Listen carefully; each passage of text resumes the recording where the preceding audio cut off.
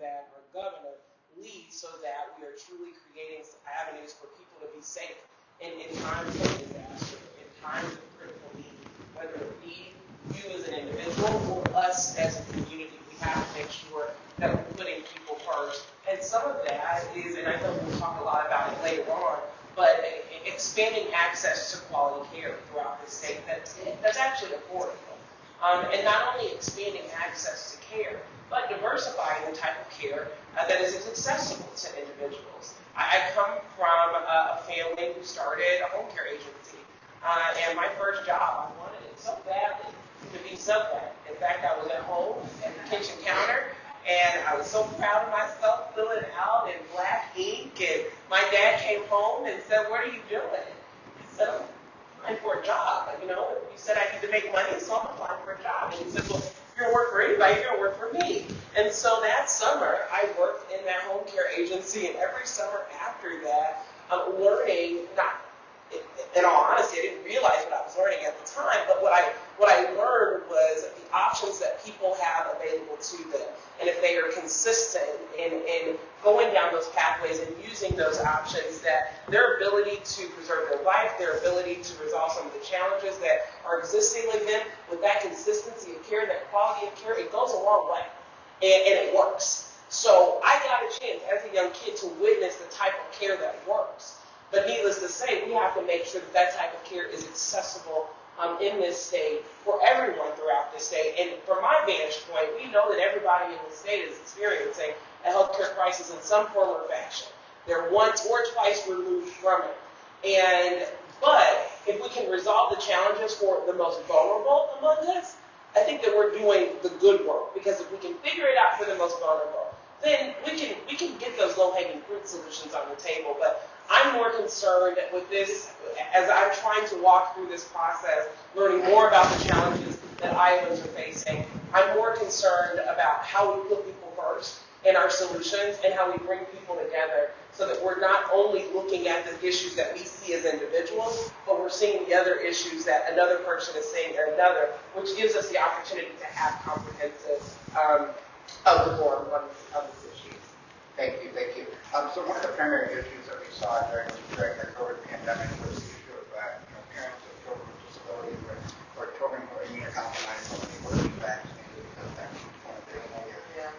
And sending their kids to school in a situation where our governor was not allowing schools to test those kids. And so this, as we know, went through there's no feeds. There's no feeds. However, the judge says that schools still have that protection. So, as governor, you'll have a lot of these so even though that law still stands, would you continue the top-down approach of the administration, or would you allow local districts, the folks in the other party love to have local control and then let the parents decide, but when it comes to this issue, they've been very top-down. So, would you continue that approach, or would you see that? As I'm traveling throughout the state, as I have over the years, I'm of the firm belief that Iowans know what's good for Iowa. And we have elected county officials, local officials all over the state that have a vested interest in seeing their communities thrive. Now, are they all perfect? No, none of us are. But needless to say, they're in the work because they believe in their communities and they want to serve. And I believe we've got to give people a shot at it. And I don't believe our governor did that. It's one thing to give people a shot and say, do what you choose, but then we look at the harm that those decisions are causing, then we take a step in. But I honestly believe we've got to give our local communities a shot at it. There is no one-size-fits-all approach to many of the challenges that Iowans are facing in all 99 counties. But what that one-size-fits-all approach does is score our governor political points. What that one-size-fits-all approach does is further wedge gaps between us as Iowans, and we've got to nip that part in the bud. But needless to say, at the end of the day, to answer your question succinctly, we've got to give our elected leaders a shot at leading their communities. The governor could have spent her time doing other things rather than what we do. So it feels like the governor, you won't have a pandemic. Look at that.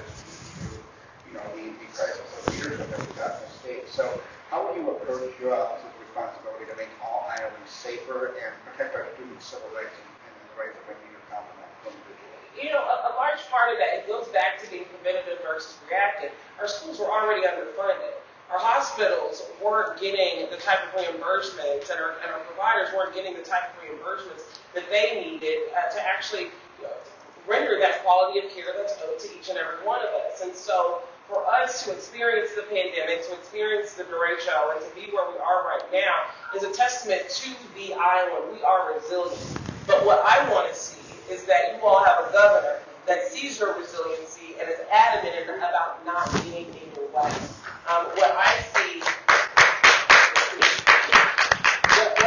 consistently across the board, and I know we'll talk about this, but we need more folks to work in the healthcare space. And not just folks who are doctors and nurses. We need CNAs, we need PTs, we need speech pathologists, all of these people who add incredible value to caring for Iowa. Well, we've got to increase the reimbursement rates there so that we can get more people into doing this work, so that they can get paid a sustainable wage job and be able to live off of that one job and not have to work multiples. I mean, there's quite a few things when it comes down to the basic essential fundamentals of our healthcare system that we can do, but if we don't have the people, we don't have people here to do the work, to render you all that quality of care, it's going to be incredibly challenging. If you all don't have those providers in your communities to render that care, it's going to be incredibly challenging. And so I want to create pathways for us to increase the bandwidth of our providers by, one, investing in these organizations so they can invest in the people who are doing the work. Because I need to be able to sell this work because it's good work, and Iowans need it. But if they're getting paid $11 to $15 an hour, it's going to be hard to get folks into doing that work. Definitely. So you have this platform here. You're live on Facebook and YouTube. You're speaking to a wonderful group of people. What's your message to folks who are scared right now about their children who can't be vaccinated yet and being forced back into these schools environments? I guess as the potential leader of the state, I guess, what's your message to those parents that are scared right now? Yeah, I mean, I hear you. I hear you and I see you. And I hear the challenges across the state when people are talking to me about it. And I'm of the mindset that we can do something about it, folks. We can't do anything about it right now because it is obvious and apparent that we have a leader whose efforts are concerted elsewhere other than the state of Iowa. And we don't have to call her out of her name. We don't have to characterize her. As I tell people often, we can do something about it. We can vote her out because our Iowa State Constitution says that all political power is inherent in the people. And we have a lot of people throughout the state who are experiencing a great deal of challenges. But I want you to be reminded, even through your fear, even through your hurt, even through the challenges, that we can do something about this. You know, we've got Crescent in the back, one of our public servants that stays committed in this community. He needs a partner at the state that's going to ensure that you all, his constituents, are a part of her vision, are a part of the future success of what this state can look like. And so for those parents who are scared, I hear you, but just be mindful that fear can be translated over the next 7 months into putting our efforts and energy into doing something about resolving the challenges that exist in our community.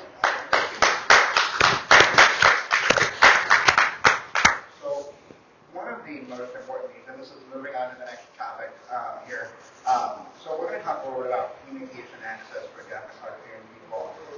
And one of the most important needs during a crisis, or even not during a crisis, during general governance, is for everyone to be able to access messaging and output from the government. So at the start of the pandemic, deaf and hard of hearing activists led by one of our caucus members, Sarah Young-Bear-Brown, actually had to basically start a letter writing campaign to get the governor to start having a sign language interpreter at her events. And eventually they did that, but that usage of sign language interpreters has been inconsistent at best. So, it was just one of those things where, we got to a point one day where, we realized she wasn't doing, didn't have an interpreter, so we were like, working together, writing a press release, and then we got a response back that, there was technical difficulties, or, and one of the things that's been great about the Biden administration is it's the first administration in history to have a sign language interpreter at every single college event, as I have said.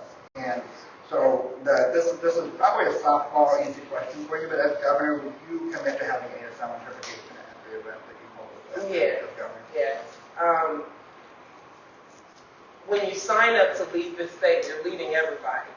And when you have something to say, you want to make sure that you're meeting people where they are with that message.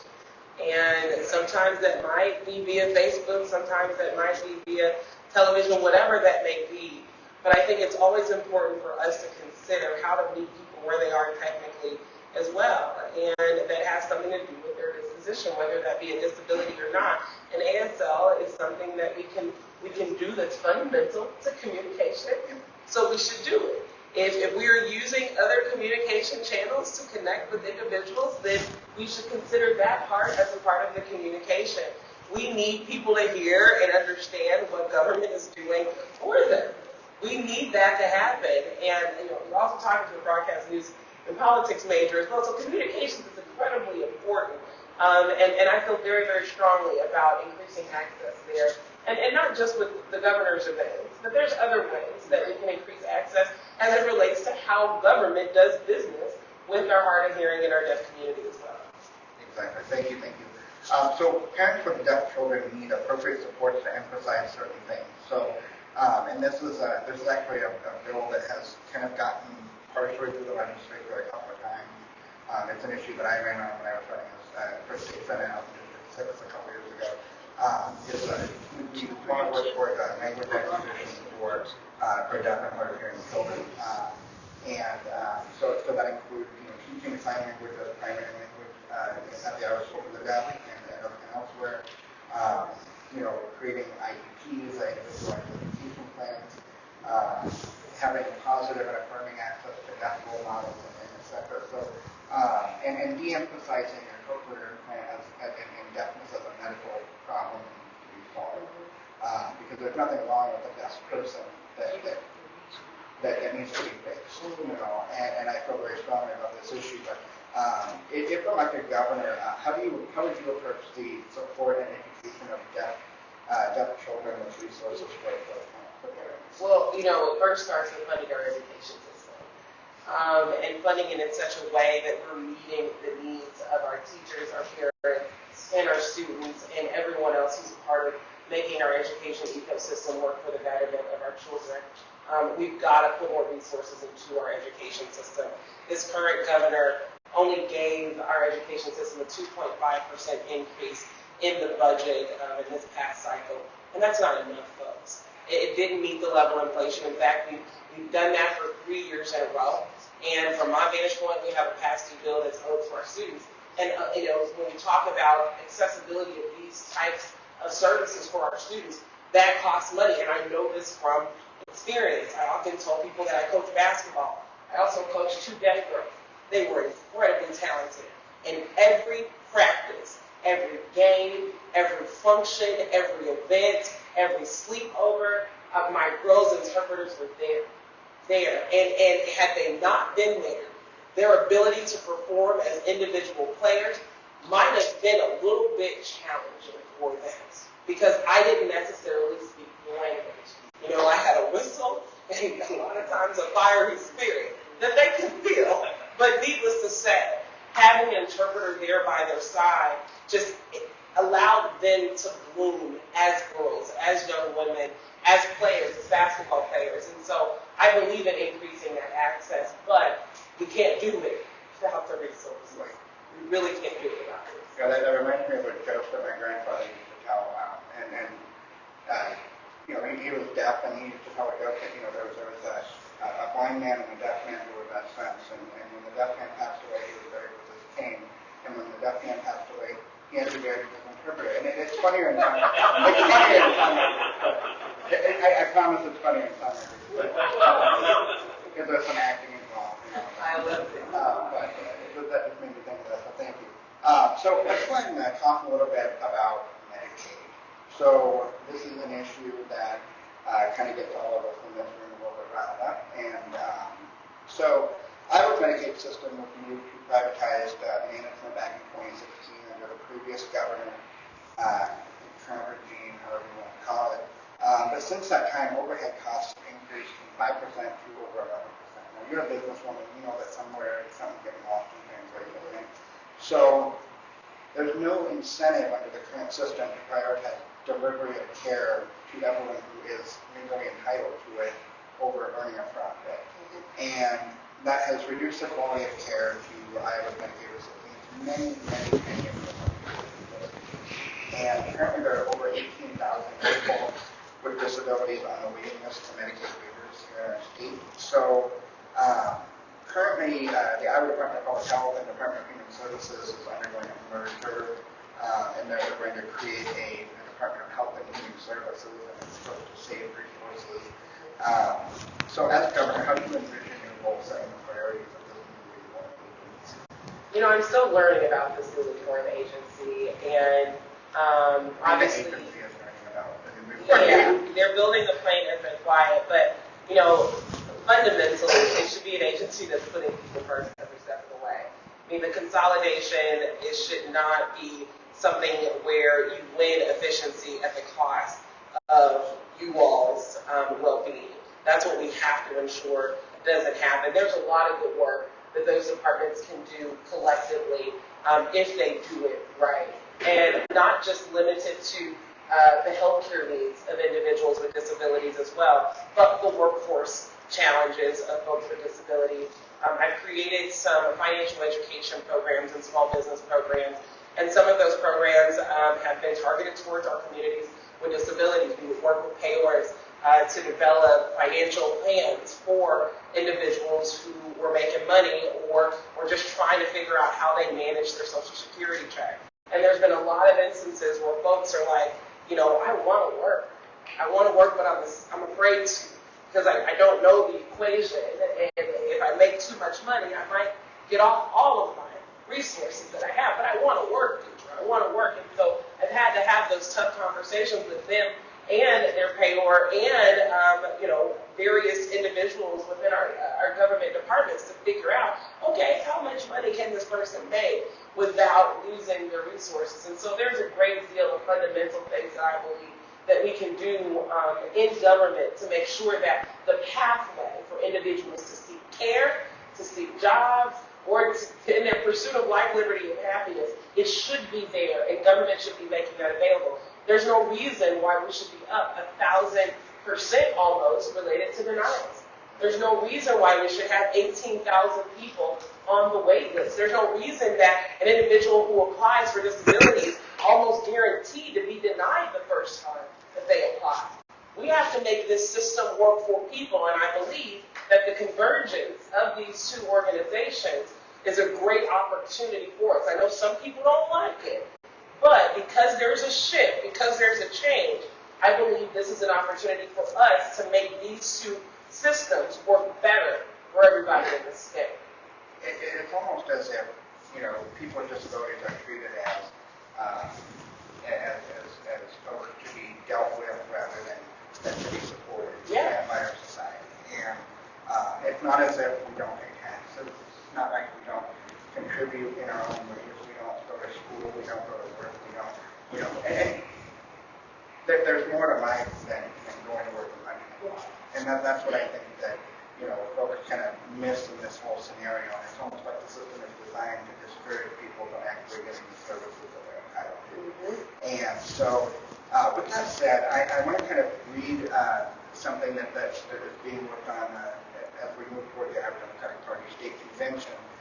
The state platform currently in progress as we approach the state convention includes a plan submitted by the caucus and supported by the Disabilities Caucus. And it has two parts. So number one, we support the rights of Iowans who qualify for institutional care under Medicaid to receive their services in a home or community-based setting. They should be able to request an independent agency to be the arbiter of any dispute between the individual or the caregiver and the state regarding quality of care and any proposed extension or curtailment of services. And the second part of that is we also support paying the care workforce a living wage to enlarge, to broaden the workforce and encourage retention of those vital services. So I guess that it's kind of coming off of that. I think we've kind of established that we're on the right track, right? right? I think we're on board there. But as governor, what specific ways could you see your office encouraging home and community-based care over institutional care? So should the answer be, I think most people with disabilities would rather be at home in their communities where they're comfortable, and they're around people that they know and love and who know and love them. And you know, you see it with like the Glenwood Resource Center being closed and having to be moved to different parts of the state, and they say, oh, it's a 3-year transition, but some of those folks are being impacted right now. And so as governor, I guess let's kind of talk a little bit about how you would see your office encouraging. One thing is that we've got to increase the pathways for people to obtain these types of jobs. And some of it can happen in the high school framework. Now, when we're thinking about our students graduating from high school, you know, do we want them to be prepared for college if that's their choice? Yeah. But we also want them to be prepared for a career as well. This is an opportunity for us to bring that type of skilled trade back into the high school. So once those students do graduate, they have access to a job, and they only have to work one job to make ends meet. But we definitely have to put this workforce, because the problem isn't going to go away. The lack of access isn't going to go away unless we create those pathways for it to happen. That also means, you know, in building the workforce, that we have to pay them that sustainable wage. We have to pay them that sustainable wage. And, you know, increasing the likelihood of people getting to these jobs are going to help us better create the access to care, because it doesn't happen without people, right? And I know there's a lot of options for telehealth and things along those lines, but when we're talking about home care needs, many of those needs cannot just be resolved with a telehealth conversation. You need an individual there to check in on you. We see this abundantly in our rural communities. In our urban communities, people are, you know, making trade-offs on the type of care that they need just to make do. I want to really push quality and people first as it relates to how we render services, not just through healthcare, but education, all of the things. Because our current governor has a tendency not to put islands first and how she prioritizes her decisions. And that's a fundamental flaw of how you lead in a state. And I'm just not a fan of that, and I know we can do better because we've done better in this state. I mean, this is, you know, Tom Harkin's house, right? And we believe in putting people first, and we believe in putting our most vulnerable first, and we've got to get back to that as a state. So would you support improving the quality and oversight of Iowa Medicaid providers by using a third party potentially for oversight in order to reduce denials of care, which oftentimes could be deemed illegal, and then reviewing those claims? Yeah, so in office, what I would like to do first is know what our current government knows about these specific organizations. How would we assess their quality? How would we assess their effectiveness? Are they meeting metrics? Are they meeting guidelines? I want to make sure that we know what's happening before we bring in a third party. But I think it's that bringing in a third party is never, from my vantage point, a space where we should be shying away from, but we should be thinking about that from the vantage point of accountability on the part of how we render these services in our state. And so I may not be against that at all, but I want to know what the state knows first, and then we bring it in. Right? Yeah, you have to get in there and see what, you know, it's kind of like when you buy a house, right? You go in and you got to kind of make sure, you know, what did they leave in the basement? Yeah, you know? exactly. What's in the attic? What did they leave in the basement, and how much is it going to cost to clean it out? So, right. So as a businesswoman, you spent your career building up small businesses and helping folks get to work. So let's kind of piggyback on something you said earlier, which is, I guess, how would you propose, you know, how do you think we increase the number of providers in our state? Because that's a critical problem. Is, you know, sometimes there's just not a, you know, a good friend of mine is a, you know, he has a great job at a college. He's a city councilman, for crying out loud. But he was afraid to get married, and he was afraid to, you know, make too much money, you know, decline a pay cut at the city council, you know, all of these things because some of those services were going to fall off. And he needed to make sure that he found somebody to come and help him get out of bed in the morning for the benefit, right? So that's not all he needs, you know, for help. But ended up having to rely on his mother, you know, and just take time out of her own life. And so I guess to me, we need more folks in this field who are in the area, are ready to help and prepared. So I guess how would you go about increasing the number of care providers? Right. So, a part of that is what I mentioned earlier, getting more people into the field, utilizing our community college network across the state as well, who can fundamentally help us fill this workforce. But the other part about it, and you just mentioned it, is our relative caretakers. There is a line there between being a mother and a caretaker when your child gets to a certain point of need. And the state has to recognize that mother as a caretaker and recognize her not only in compensation, but recognize her in respite care as well when she needs relief from her child and things along those lines. And so we can do a stronger job of lifting up the caretakers that are doing it when no one's watching, when no one's paying attention, and feeling guilty about asking for something because, again, this is my relative, this is my loved one, but they are fulfilling a job that other people get paid to do. And I think it's incredibly important that we meet those folks where they are as well, because there's more folks out there than aren't. And that's an excellent way for us to really ensure that people are getting the quality of care that they need, and they have someone that they trust to get it done for them. And part of that really is, it all goes to the question of abuse too. I mean, if people are making $9 to $11 an hour, it's hard to keep folks working in a field where experience is, so important, in delivering quality care. So, I want to change gears a little bit, talk a little bit about emergency preparedness for people with disabilities. So, you take a sip of your tea. I got a little bit to talk about here. So, in August of 2020, we experienced a derecho, and obviously we saw mass property damage and human displacement, power outages. We saw cell phone and internet disruption of water, sanitary systems, and a lot of times there were a lot of folks on this side of the state, in Eastern Iowa, who were unable to get out of their apartment building for days, and they didn't know what they were going to do. One of our caucus members is an individual who relies on a ventilator, and he has no power. And I remember when this happened because the folks were reaching out from all over the state. How do we get this person a generator to be able to make sure that they're able to make it through the next couple of days, because we don't know how long it's going to be until the power comes back on. And they ended up having, trying to go to the hospital in Cedar Rapids. We're told, hey, there's no room for you here. We don't have any availability to get your ventilator hooked up. So they ended up having to go out of state to family in another state. And just to be able to have access to ventilators going free. So if our state, it feels like our state failed people with disabilities very much today. And I don't feel like a lot changed since then. And so there's actually a survey that was done back in 2012, some of the recent data we have. And the study in 2012 found that 1 in 4 people with disabilities don't have access to ADA compliant shelter during an emergency like the derecho. And so that's the most recent data we can find. We don't know that much has changed since then. But how would you see the state's role coordinating responses to serve people with disabilities in one county in a disaster going forward? Because what happens is, maybe Grundy County has a different response protocol than Blackhawk County or Hardin County.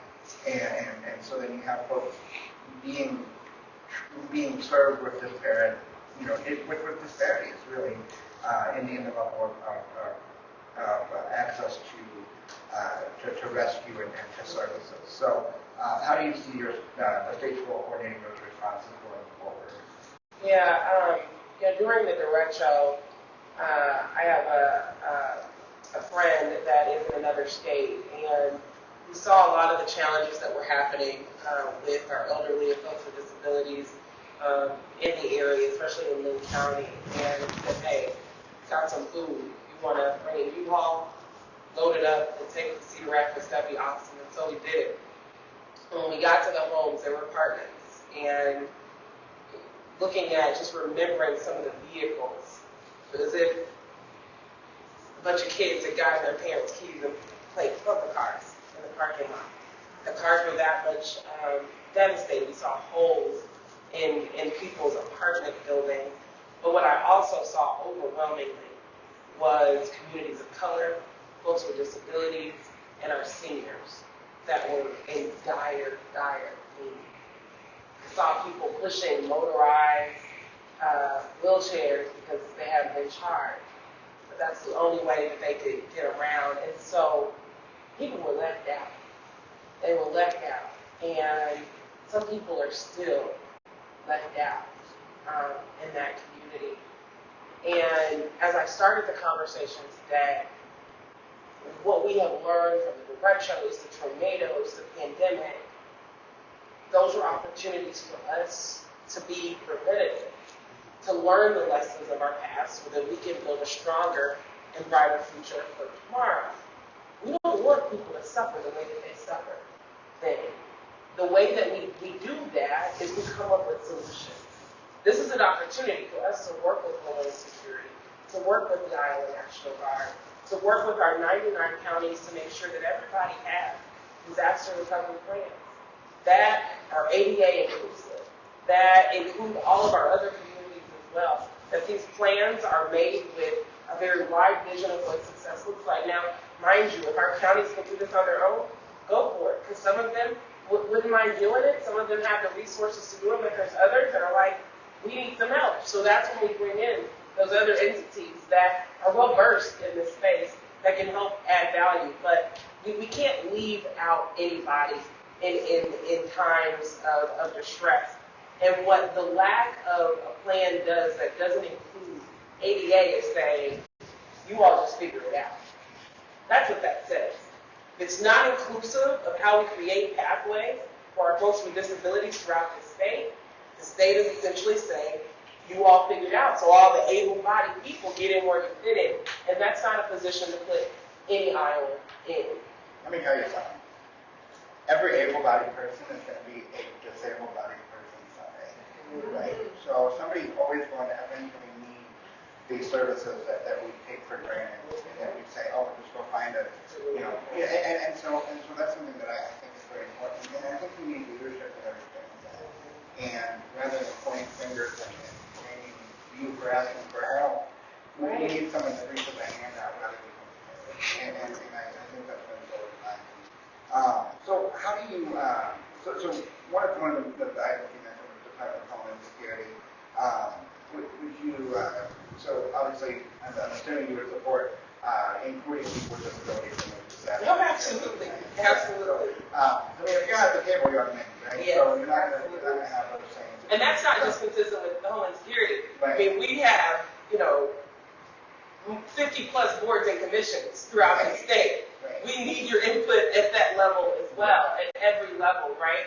Doesn't have to be a group that's specifically about disabilities, right? Like, y'all wouldn't ask me to just be in a group that's just about blacks. So we need to ensure that we're bringing comprehensive vision to these boards and to these places where we can make comprehensive decisions and also understand truly what the challenges are. Exactly. So then, I guess, how do you see your role as governor bringing those agencies together and sort of full government effort? Just do it. We just got to do it. We just got got to do it. We all have shared challenges and shared struggles related to these issues. And we are not disabled ourselves. We have a very close family member, a friend, someone else who is, and we love those people with everything in us. And we want to ensure that nobody falls by the wayside. And so whether you're Republican or whether you're Democrat, rural, urban, whatever, we've got to resolve the challenges that our communities with disabilities are facing. When I ran for Secretary of State, I learned that at that time, we had more than 300,000 folks with disabilities in this state eligible to vote. But only 10% of folks were accessing the ballot box. And when we talk about all of the challenges that take legislation, that take leadership, these things impact our communities with disability in a very strong way, but only 10% are showing up to vote. That's not their fault. It's not the community's fault. That's us creating pathways and ensuring that they have access to the ballot box. And when you look at that 2020 bill, or 2021 bill that was passed, decimated our voting rights, that disproportionately impacted our community with disabilities. A community that was already voting at low rates. And so as governors, as people who are leading our states, it's incredibly important that we're considering the most vulnerable and looking at the data associated with those groups so that we can actually, one, acknowledge the challenges and do something about it. This is full scope. It's not just singled out just for health care or anything along those lines. Folks with disabilities are imprinted in every aspect of our society. And so we must do our due diligence to make sure that they are treated as Americans in every aspect of our society. Exactly. There you have it, folks. So, those are all the questions that I have. So what we're going to do now is I think we're going to take a 5-ish minute break, and then we'll come back for a couple more quick audience questions before our governor has to get on down the road to Scott County, right? Scott County, the fundraising. So 5-minute break, and then we'll kind of meet back here if anyone needs to use the restroom. Okay. Sometimes. All right, folks, welcome back here. So thank you very much for sticking around after the break here. So I know sometimes it gets to be a little bit long. Everybody's got to kind of, run and grab something to drink or hit the restroom, whatever. So we do have a couple of audience questions. So the first question is from Gary Schreiber, who's a member of our Disability Caucus. He sent in his question. So and this kind of goes to some of what we've talked about already. So his question is, what would you do to advocate for more employment opportunities for people with disabilities in this state? Right. I think we have to be clear about the calculations so people truly understand what work they can and cannot do, and still be able to maintain their benefits. That's one thing. I also think we've got to do a stronger job of creating pathways within our different industries throughout the state to make sure that people are readily available and trained up to work with our communities with disabilities as well. And lastly, what I'll say is that the dignity of work is something that means something to the vast majority of Iowans that exist. And I think we have to dignify work amongst people, and regardless of whether or not they have a disability, but more importantly with those people who have disabilities, because I work with folks who don't feel like that they have a community around them that thinks that they can add value. And I don't want anybody to ever be in that type of position. Right. I might not be able to do what you do, CJ, and you may not be able to do what I do, but I need you to be able to do what you know how to do. Right. And it's important to me to make sure that those pathways are made available to Iowans. Well, and part of that, I think, is, and most of the folks in this room who have encountered, the bureaucracy may agree. It's not so much about the fact that there's a cutoff. It's more that it's a cliff rather than a sliding scale. We should be able to earn a little bit more. You should be able to. One of my favorite things about working and growing in my career is like when I do better in my career, I make more money, right? And so we don't ever want to make someone feel like they can't advance to the next step in their career because they're going to fall off that benefits cliff. And that sliding scale is not challenging to create. Right. We just have to create it. I mean, they use sliding scales for everything all the time. Like, it's just people with disabilities kind of get left out. And so I love that we're all here with you and at the table. So the next question is actually really interesting and I think important. So most Iowans and people generally assume that disabilities mean those things that are blatantly obvious, right? So disabilities you can see, but too often disabilities are things like fibromyalgia or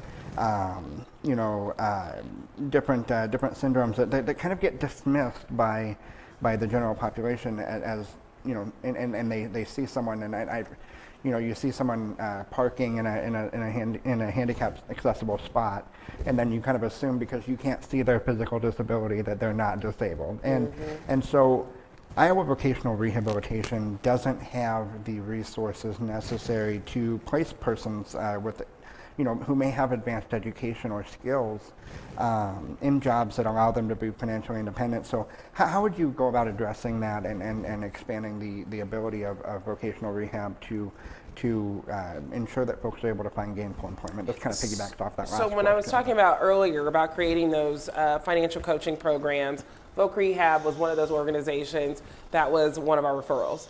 They referred people to us that needed help with their personal finances, managing their money, and things along those lines. That is an organization that's making do with what they have. They can do a whole lot more given they have investments. But again, we have to lift up the challenges that Iowans are facing so people truly come to terms with, one, that they're not alone. They're not the only ones that are struggling with the challenges and lack of access to health care and other types of provisions in the state. But in helping them come to terms with the fact that they're not alone, we can empower them by investing into the work that we know needs to happen. And under this leadership, we're not seeing those investments. What we're seeing is retaliation. What we're seeing is restrictions. What we're seeing is repercussions. You can't do this. You shouldn't do that. You will never do this. But what we don't see is the value add. And what I would like to see happen is that we consistently add value to our communities with disabilities so that the framework is there to deliver care. The framework is there for people to get a job. The framework is there for people to access whatever services they need. And here's the other part about it, because we didn't talk about this either. In working with folks with disabilities, they have to go from building to building to building, department to department to department to access all of the critical needs that they have. We need one-stop shops for our folks with disabilities so that they're not having to travel all over the state or all over their county to get the access to the things that they need. Absolutely, absolutely. And then I know one of the things that Shelley had mentioned was part of the American Rescue Plan Act is there are grants available. There are, funding streams available under the American Rescue Plan passed by President Biden and Congresswoman Axne, and none of the other 3 representatives from Iowa, and that actually provide those educational benefits. So there are training opportunities and funding streams available. So I would encourage anyone who's maybe watching this live stream or here in the room who wants to become a caretaker for people with disabilities, or even a person with a disability who wants to embark on a different career path, please get in touch with whether it's Congresswoman Axne's office or your local county auditor. Typically will have information about that funding. So and then I know one thing that I don't want to lose sight of is veterans too often our veterans in this state they already get kind of left out and left behind, but disabled veterans come home with those invisible disabilities as well, whether it's post-traumatic stress and other types of illnesses that they struggle with. And so it makes me very grateful to hear that you're so interested in working with folks to help make their quality of life better. Yeah. So, and I know, I guess, do you have anything, before we turn it over, I'm going to turn it over to Julie, who is the chairwoman of our Disabilities Caucus, for some closing remarks. Do you have anything else you'd like to say before we close out? Just to the point around veterans, I mean, obviously a great deal of resources go to our VA homes that are federal resources throughout the state.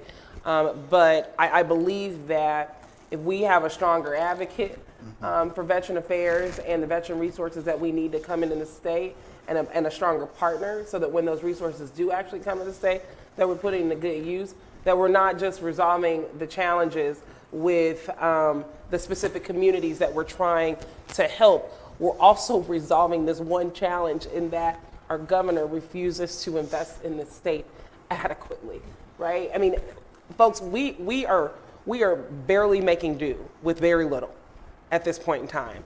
And the fact that we're barely making do with very little and that we're still standing and we're still strong is, one, a good thing for Iowa because we're resilient and we know we've got it in us and we know we've got what it takes. But imagine if we have a governor that's on your side too. A governor that believes in the future of the state, that believes in the viability of this state, that believes in the commitment that you all have to your communities. We can make this thing happen. There's no need of subscribing to this mindset that you got to rob Peter to pay Paul. We don't have to do that. That's the easy way. The hardest way is to make sure Paul is good, Peter's good, and Paula. but it takes good leadership that's willing to make that happen. The challenges that our communities with disabilities, our communities of color, our aging Iowans, our rural Iowans, those are not going to be resolved by turning a blind eye to the challenges. They're just going to be perpetuated. And I don't shy away from a challenge, good people. I don't. And I'm willing to go to bat for you to make sure we're doing the hardest work to meet our most vulnerable population's needs, because we can. I know we can, because we've done better before. I'm grateful that we had the opportunity to have this conversation. This isn't over. We continue to have these conversations. You know, I have an agenda called the Real Agenda.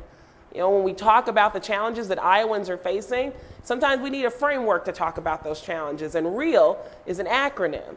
The R stands for Rural Revitalization.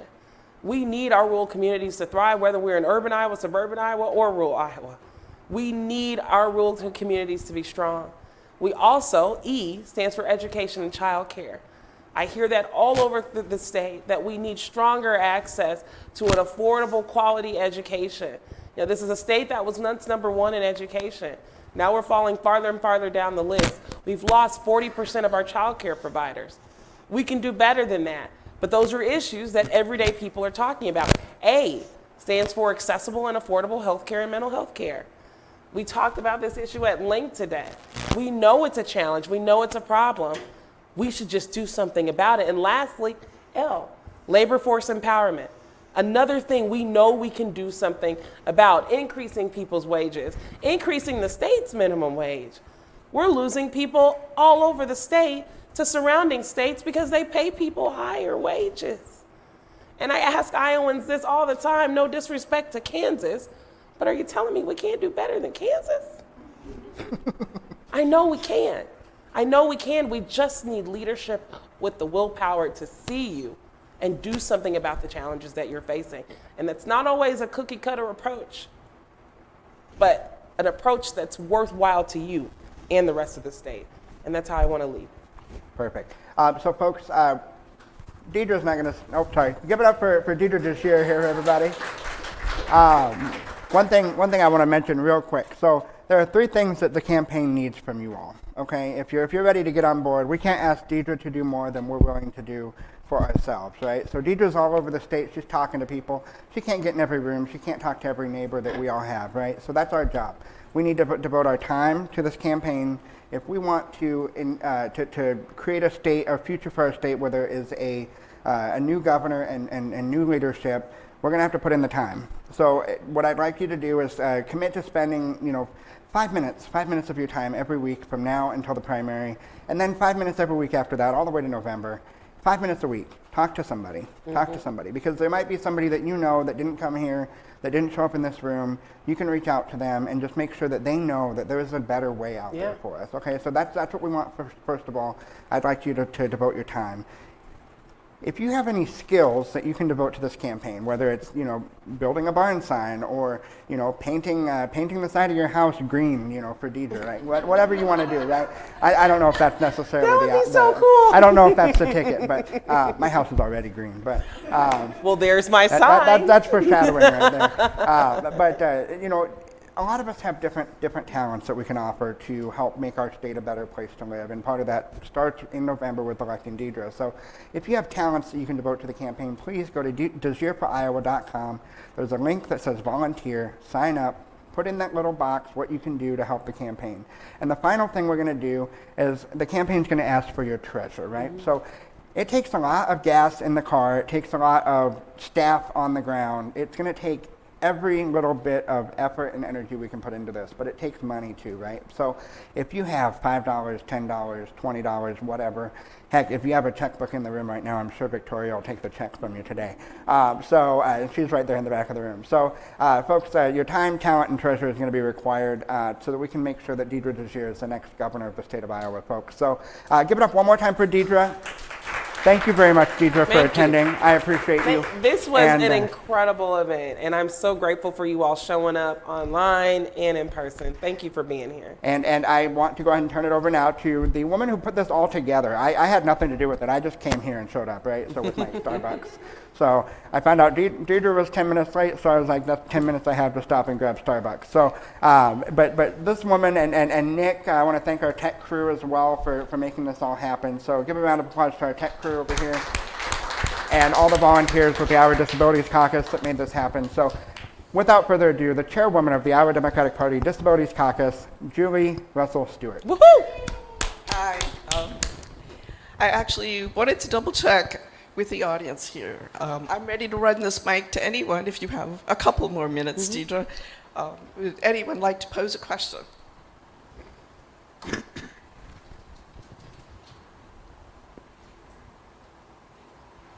I just want to make sure we have our, requests covered. We have a couple questions come in over the, virtual aspect. If anyone has a burning question on their mind right now. Yes, Jen. One of the things that I'm Jen Wolf from Waverly. One of the things that I've noticed in the work with trying to get changes to Medicaid is that a lot of language in government, communications through government, especially through the Department of Human Services, is not accessible. Yeah. It's not accessible for blind. It's not accessible for people who are deaf. It is not accessible to people who have learning disabilities or intellectual disabilities. It's too high level. It's written for college or above. And people who, like even talking to DHS, they don't understand that the level that they're speaking at is not understandable to the typical person. As a potential leader of Iowa, what would you do about that? A part of service delivery and quality in service delivery is being able to communicate to the individual what service they are going to get. Leadership in the governor's role is a public service mechanism, and everything that government does is about public service. And so we do have to do a stronger job of meeting people where they are related to how we communicate, when we communicate, where we communicate. But we also have to do a stronger job of helping people better understand our systems and how they work. And sometimes it's not just words. Sometimes it's pictures, and I believe in that type of learning, meeting people where they are there, because when people are very clear about what government is doing, what systems and programs are doing, then it alleviates a lot of the questions, the confusion. Also helps put providers on the same page as the patient, as the parent, so that we all are understanding what we're trying to reach towards. And so I'm glad that you brought that up. And I'm glad that you brought that up, not just for the conversation around disabilities, but for everybody in this state, to be frank, because it's quite challenging for folks to truly understand the mechanisms of how government works, even to the degree of voting. We've gotten so many measures that have carved out our access to the ballot box, and it's confusing. It's confusing, and regular everyday people are like, help me understand how I can vote. Help me understand how I can volunteer to help other people participate in the process. And we will do a stronger job of being able to communicate thoroughly and effectively to people. Yeah, thank you for that. Thank you very much. Any other questions before we do our wrap up? I think we're good. Awesome. So thank you, everyone, for coming out today, and especially you, Deidre, for taking time to listen to the concerns of our community, people with disabilities, for being willing to hear and respond to all these topics. We appreciate being an included community, which is quite big, actually, as 1 in 4 Americans have a disability, and we all become disabled as we age to some extent. So by addressing the needs of this community, you are making a better Iowa for all of us. Absolutely. We applaud that, and we hope we can continue to work with you. Big thanks to all of you who helped put this on, including our excellent moderator, CJ Petersen, who is a former candidate for Iowa State Senate District 6 in northwestern Iowa. And also big thanks to our caucus vice chair, Eric Dunat, for his assistance today. And a big shout out to our tech wizard, Nick Petersen, for making this work. Thanks to our interpreter, Teresa, from Hands Up Communication, and for providing communication access. And thanks to the Iowa Democratic Party for their support for our accessibility needs, from this forum to all of the meetings that we've attended. Thank you very much. And if you're interested in disability issues, as I imagine you might be, I invite you to join our caucus. On the back table there, you can find our literature about our caucus, as well as a sign-up sheet if you'd like to attend a meeting. So please leave your name and email there. We'd love to have you in our caucus, being a voice for other Iowans with disabilities. As I noted, I would like to say that we have a couple of candidates here right now with us. We have Senate candidate Dr. Glenn Hurst. Is he present right now? Okay, he might have had to go deliver some signs. Yeah, which is, you know, all you candidates know, that's a big part of this. So I want to thank him for being here to participate. And we also have Veterans Caucus Chair Shelley Servidilla-Elias here in the room, and she is running for House District 96 in Muscatine. And we also have Josh Turk in the back of the room, running for House District 20 in Council Bluffs. I think it's pretty darn amazing that we have people with disabilities stepping up to run for office, to make changes for everyone. So please take a moment to visit with these candidates before you leave and find out more about them. So lastly, just thank you all for being here, both in the room and across the internet. We appreciate it so much.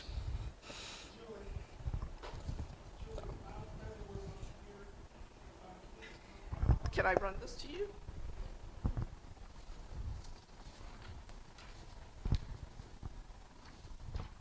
Must have the mic. Just wanted to let everyone know that Bob Kresik was also here. He's one of our local state legislators in the Iowa House. He's from Iowa House District 75.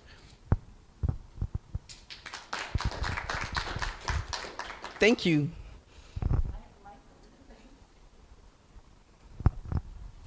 Deidre, will you stay for pictures for just a minute? Stay for photos with a. Okay, thank you. Thank you. I think that we're all done here, and again, just thank you all for showing up here, and I hope that you do support all the candidates that you want to support, and think about what you can do as one person talking to your friends and relatives. Thanks.